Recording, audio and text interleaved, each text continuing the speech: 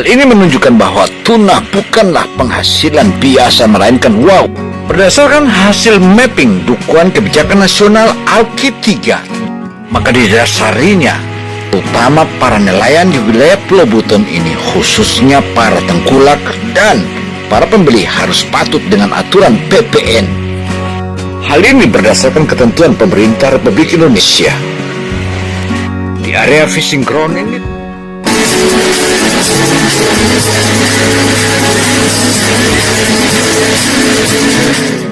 untuk itu, CBTV Indonesia terus melakukan penelusuran. Dalam penelusuran melakukan berbagai hal. Untuk itu, tentu saja kita sebagai warga negara dan juga warga Sulawesi Tenggara sudah sepatutnya kita mengutuk tindakan-tindakan yang tidak terpuji itu. Karena nelayan saat ini bukanlah nelayan biasa. Mereka adalah penghasil pundi-pundi ekonomi di wilayah Sulawesi Tenggara ini. Untuk itu, Gubernur Sulawesi Tenggara, Haji Ali Mazzi, sudah subscribe, bukan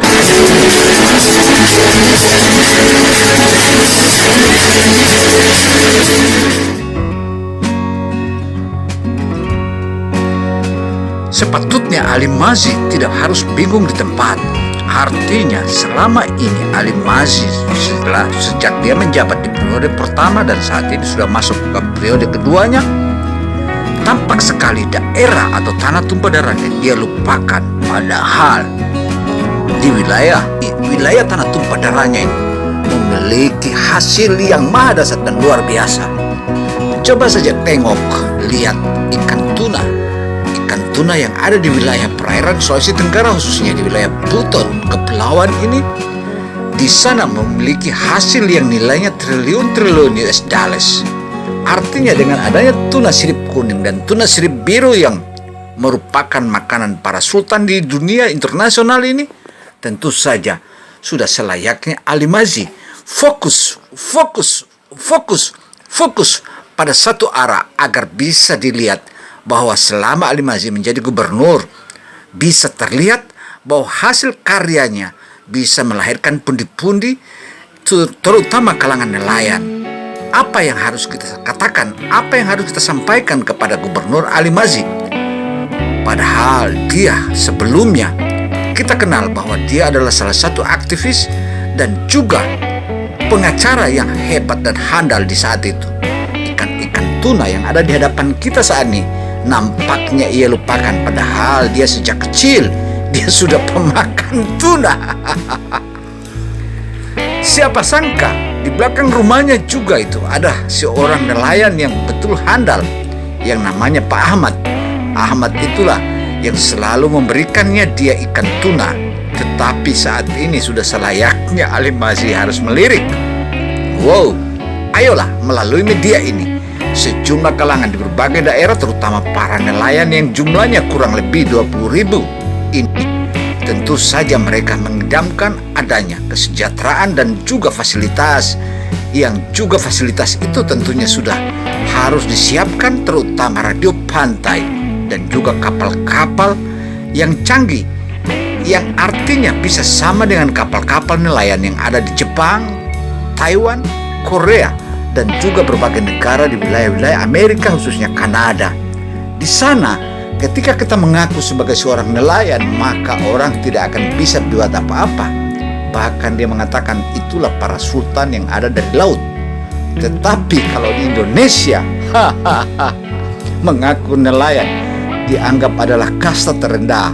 Padahal di sana, di laut itu merupakan salah satu wilayah yang sudah dinubuatkan oleh Allah Subhanahu wa taala maupun Rasulullah. Sudah dinubuatkan bahwa apa yang ada di laut Anda kelolalah dan kelolalah. Inilah yang patut kita sentuh dan kita hatinya Ali Mazzi. Semoga Ali Mazzi dengan adanya media ini bisa mendengar dan apa harus yang dia lakukan. Kita juga tahu bahwa Ali Mazzi itu orang hebat. Kita juga tahu bahwa Ali Mazzi itu orang pemikir. Bahkan siapa yang pernah menyangka bahwa orang sekecil Ali Mazzi dulu semasa kecilnya dia adalah orang daerah atau orang kampung.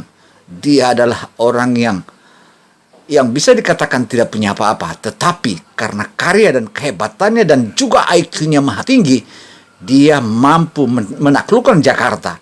Bahkan bukan hanya Jakarta yang dilakukan, juga tanah air ini. Makanya seluruh masyarakat Sulawesi Tenggara ketika dia pulang ke Sulawesi Tenggara mengagung-agungkan dan memilihnya sebagai seorang gubernur Sulawesi Tenggara. Ayo kita ingatkan Ali Mazzi sebagai seorang putra daerah yang dulu pemakan tuna.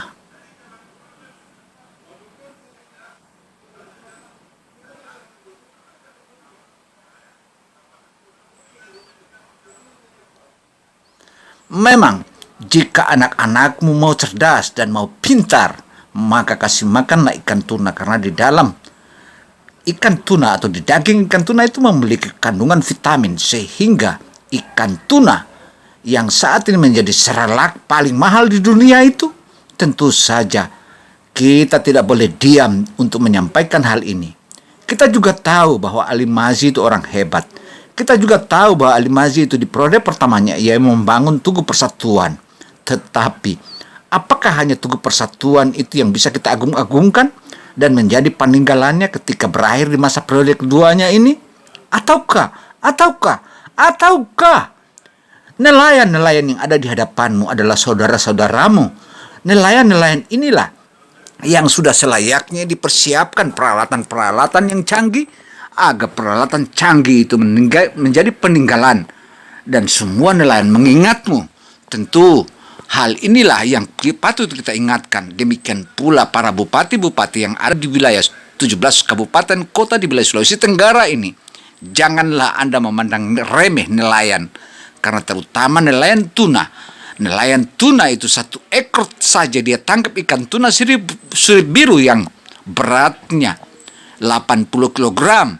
Hasilnya yang didapatkan kalau di dunia pasar internasional, maka bilangannya bukan rupiah bro, melainkan dolar. Dolarnya itu luar biasa. Bahkan di Jepang saja di awal mulanya dibuka pasarannya itu harganya yang timbangannya 80 kg itu dihargai 3,5 miliar. Bahkan ada yang sampai 8,5 miliar. Artinya ikan tuna yang ada di hadapan mata kita saat ini, yang saat ini dilupakan oleh Gubernur Sulawesi Tenggara dan seluruh para bupati-bupati di Sulawesi Tenggara, itu kita harus juga junjung tinggi. Tetapi kita harus bangga dengan Bupati Buton 2 periode, yaitu Insinyur Haji Laude Muhammad Safei. Kita juga bangga. Di awalnya dia menjabat sebagai Bupati Buton, ia mulai membangun sejumlah armada-armada semut, yang armada itu adalah untuk pemancing para tuna. Makanya kalangan masyarakat atau nelayan di wilayah Buton mulai bangkit ekonominya, dan saat itulah pula padahal harga ikan tuna saja pada saat itu baru 2.500, tetapi mereka mampu menyekolahkan anak-anaknya hingga kemanapun yang ada di wilayah-wilayah perguruan tinggi di seluruh negara kesatuan Republik Indonesia. Untuk itu, dengan adanya ikan tuna sirip biru yang saat ini sudah kita tahu harganya di pasar internasional, bahkan di Jepang dan di berbagai pasar-pasar Eropa, kita tahu bahwa jika Anda memakan ikan tuna sirip biru, maka Anda jujur selamat tinggal stroke. Itulah penyampaian dari pakar-pakar ahli yang ada di Jepang. Ini juga kita juga harus pahami bahwa pandangan mata kita yang ada di hadapan kita ini, tentu saja kita lihat tuna sirip kuning atau tuna sirip biru di hadapan kita, janganlah dipandang remeh. Karena kalau Anda remehkan berarti bahaya. Itu akan dimanfaatkan oleh orang-orang lain, terutama para tengkulak yang selama ini membodoh-bodohi masyarakat nelayan kita. Bayangkan saja ikan tuna yang ada di Sulawesi Tenggara ini. Masa harga tuna sirip biru dengan tuna sirip kuning disamaratakan? Tetapi kita harus bangga pada salah satu perusahaan yang ada di Donggala yang namanya PT Triko. PT Triko ia sudah menyampaikan kepada seluruh nelayan tuna bahwa jika engkau menangkap ikan tuna 1 ekor tuna sirip biru, maka hadiahnya mobil Avanza. Wow. Ayo, kita terus tuntun dan kita harus kejar bagaimana hebatnya ikan tuna, terutama ikan tuna sirip biru. Padahal ikan tuna sirip biru atau yang biasa dikenal di pasar internasional adalah ikan SBT. Tentu itu adalah ikannya para sultan di dunia. Untuk itu, para nelayan yang terus giat meskipun hanya harganya 65.000 per 1 kilogram, tetapi mereka mampu menghidupi seluruh sanak keluarganya dan menyekolahkan anaknya hingga ke tingkat perguruan tinggi. Untuk itu, ayolah para pejabatku, ayolah para bupatiku, ayolah para wali kotaku untuk memikirkan, dan sekarang kita harus berpikir ke laut karena di laut adalah hasil yang maha dahsyat. Nelayan sangatlah miris nelayan di wilayah Sulawesi Tenggara, terutama para nelayan yang ada di kampung-kampung seperti Roni yang setiap hari turun ke laut mulai dari subuh hari. Dari pukul 3 ia sudah turun ke laut. Ia mulai awalnya memancing umpan, mulai dari umpan cumi-cumi hingga ke baby tuna. Baby tuna itulah yang dipersiapkan untuk memancing ikan tuna dan disimpan di bak umpannya. Alhamdulillah kata Roni, jika kita menangkap ikan baby tuna seperti ini, maka kita simpanlah di bak umpan. Bak umpan itulah yang ikan tuna tadi atau baby tuna tadi itu dia hidup terus. Setelah kita memancing 2-3 ekor atau lebih, maka kita mulai merapat di depan rompong. Setelah merapat di depan rompong, maka kita turunkanlah umpan tadi dengan anak baby tuna tadi itu. Anak baby tuna itu, menurut Roni, jikalau saja ikan tuna merapat ke rompong itu, maka dia hanya menunggu paling lama 20 menit. Setelah diturunkan kurang lebih dalamnya 60 meter atau 60 depa, sudah langsung di strike. So ladies and gentlemen, if you know about this one, tuna fish is very very nice, and then the fishery in southeast of Sulawesi is very nice. Ladies and gentlemen, saudara-saudara dimanapun Anda berada, janganlah Anda memandang remeh para ikan tuna atau para nelayan tuna. Karena nelayan ikan tuna saat ini kita bisa buktikan, terutama mulai dari Bajo Bahari sampai ke Wabula, kita akan melihat mereka memiliki rumah-rumah yang bagus, meskipun harganya baru dihargai 65.000 per 1 kilogram. Tetapi jika pemerintah Ali Mazisuk atau Gubernur Sulawesi Tenggara yang saat ini, tapi jangan lupa kita subscribe dulu supaya lebih mantap.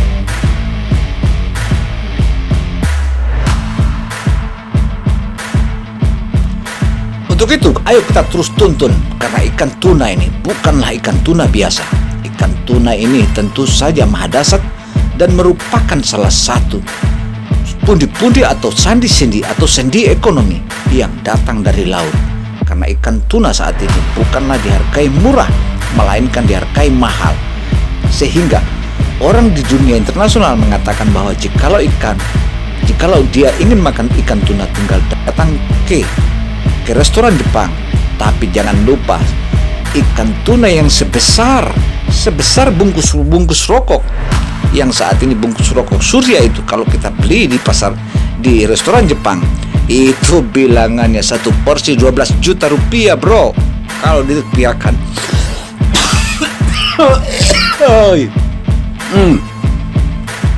Masya Allah, begitu kencang, begitu hebatnya. Ayo Ron, tangkap dia Ron, ikan tuna. Ayo Ron, tangkap dia, hantam dia dengan gancu itu Ron. Naikkan dia ke perahumu, naikkan. Dia melawan tunanya. Ayo Ron, tangkap dia Ron, sikat dengan gancumu itu Ron. Aduh, besarnya tuna yang dilihat, yang ada di hadapan mata kita ini, beratnya 132 kilogram. Oh, kalau kita kali dari 123 kilogram ini dikalikan 65.000, loh, berapa itu harganya?